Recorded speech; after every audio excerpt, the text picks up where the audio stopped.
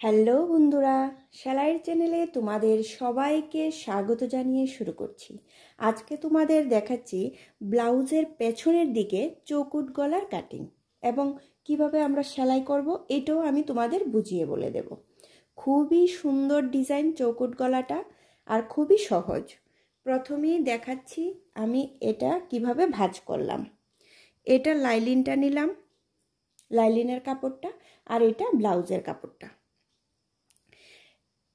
নিচে লাইলিনের কাপড়টা থাকবে আর ব্লাউজের কাপড়টা এটা হলো উল্টো দিকটা আর এটা হলো সামনের দিকটা।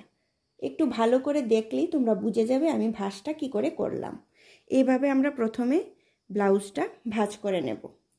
ভাঁজ করার পর এখন আমরা দাগ দিয়ে নিচ্ছি কি মাপে আমরা কাটিংটা করব। প্রথমে দেখাচ্ছি আমরা নিচের দিকে আধা ইঞ্চি থেকে একটু বেশি সেলাইয়ের জন্য দাগ দিলাম। এখান থেকে আমরা নিচে সেলাইটা করব। আর ব্লাউজের পেছনের যে বর্ডারটা আমরা রাখবো এটা আমার কাস্টমারের 5 ইঞ্চি পছন্দ, তাই আমি 5 ইঞ্চি দেব।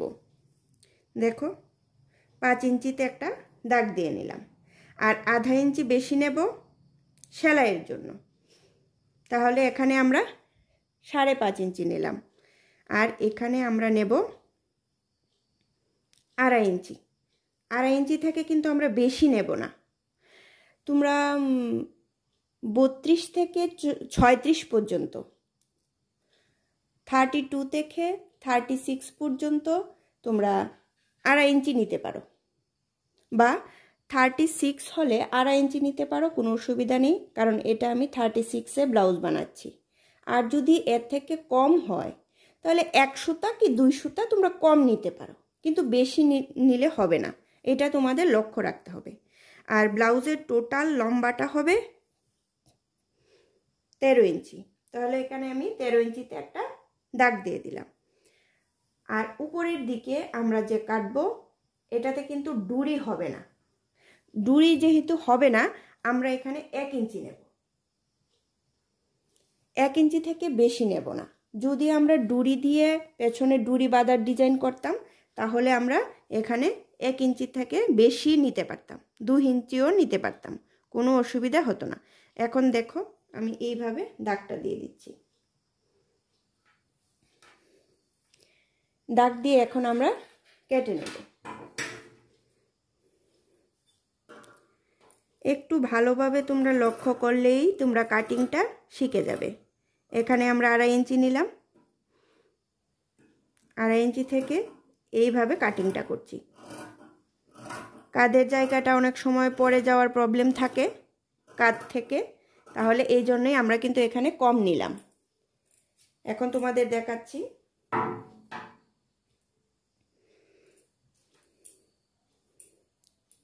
এইভাবে আমরা চৌকো গলার ডিজাইনটা কাটিং করলাম। কিন্তু দেখা যাচ্ছে যে গলাটা অনেকটাই ছোট, কিন্তু সেলাই করার পর বোঝা যাবে যে কতটা চওড়া হয়ে গেছে, বুঝলে? এখন আমরা সেফটি পিন দিয়ে এটাকে কাপড়টাকে লক করে দিলাম যাতে কাপড়টা সরে না যায়, আমরা সেলাই সুবিধা হয়, এই জন্য আমি করি এটা। আমার নিজস্ব পছন্দ, এটা বলতে পারো, কোনো রিস্ক থাকে না কাপড়টা সরে যাওয়ার। লাইলিনের কাপড়টা থেকে ব্লাউজের যে মেইন কাপড়টা এটা সরে যাওয়ার কোনো সম্ভাবনাও থাকে না। এইভাবে আমরা সিকিউর করে নিতে পারি। দেখো এইভাবে করার পর প্রথমে এটাকে আমরা একটা রাফ একটা সেলাই করে দেব যাতে লাইলিনের কাপড়টার সাথে ব্লাউজের কাপড়টা সেট হয়ে যায়। এরকম করে প্রথমে আমরা একটা সেলাই করে নেব। নিচের দিকেও এখান থেকে সোজা করে একটা সেলাই করে দেব। ব্লাউজের কাপড়টার সাথে লাইলিনের কাপড়টা আমরা সেলাই করে নিয়েছি। এখন আমরা এই যে গলার যে পট্টির কাপড়টা আছে এইটা আমরা ব্লাউজে কিভাবে সুন্দর করে বসিয়ে গলাটার ফিনিশিংটা আনবো এটাই আমি তোমাদের এখন দেখিয়ে দেব। এটা কিন্তু ব্লাউজের সামনের দিকটা আর লাইলিনের কাপড়টা কিন্তু নিচের দিকে। এখন তোমাদের দেখাচ্ছি। দেখো প্রথমে এইভাবে ধরে আমরা সেলাইটা করব। এই জায়গাটা সেলাই করা একদমই সোজা, কিন্তু কর্নারটা আমরা কিভাবে তুলবো এটাই আমি তোমাদের দেখিয়ে দেব। ব্লাউজের গলা যখন আমরা সেলাই করব তখন কিন্তু আমরা একদম তাড়াহুড়ো করব না, কারণ ব্লাউজের গলাটা খুব সুন্দর না হলে, ফিনিশিং ভালো না হলে দেখতে ভালো লাগবে না। দেখো এখন আমরা কর্নারে চলে আসছি।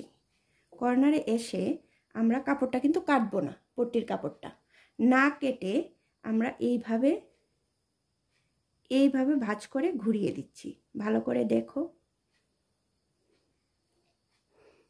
এইভাবে ভাঁজ করে আমরা ঘুরিয়ে দিলাম, দিয়ে আমরা এইভাবে আস্তে আস্তে আস্তে সেলাই করে আনব।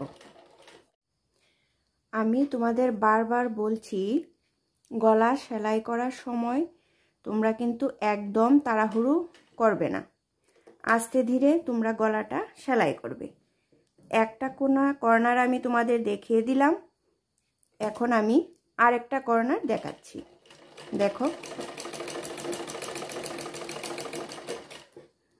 এইভাবে ধরে একদম কর্নারে এসে আমরা এইভাবে ঘুরিয়ে দিল, ঘুরিয়ে আবার কাপড়টাকে, গলার পট্টির কাপড়টাকে আমরা এইভাবে উপরের দিকে দিয়ে দেব।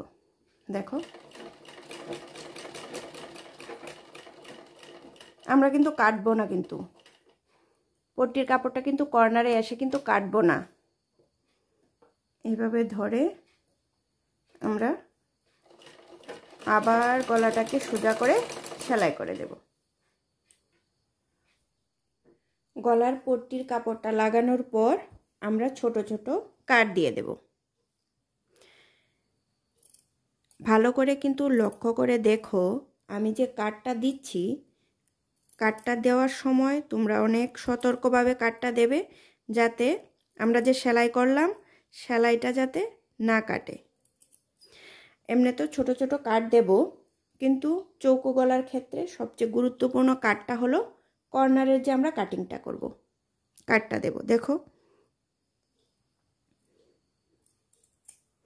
আরেকটা কথা তোমাদের বলে রাখছি, দেখো চৌকো গলার যে আমরা কিন্তু চাপ সেলাই আমরা দেই না, চৌকো গলাতে চাপ সেলাই দিতে হয় না, শুধু কাটিং করে আমরা এইভাবে ছোট ছোট কাট দিয়ে সম্পূর্ণ গলাটাতে